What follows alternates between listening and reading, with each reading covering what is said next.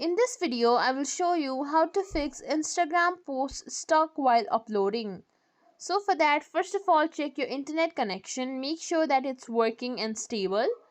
Or you could simply turn on your airplane mode, leave it on for about 10 to 15 seconds. After that, simply turn it off and let your device get connected to Wi-Fi. The next thing that you can do is press and hold on to Instagram icon, then click on more features, then go to app info. From here, click on force stop, then confirm it. Then go to storage uses. Here you will find clear cache written in bright red. Click on it. After that, go to Play Store. In the search bar, search for Instagram. From here, check if there is any update available. If there is, then simply update your app.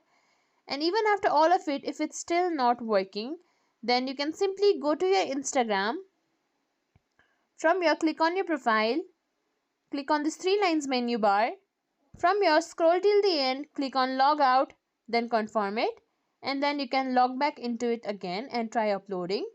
And even after all of it, if it's still not working, simply uninstall the Instagram app, then try to install it again from the Play Store and then log in and try posting.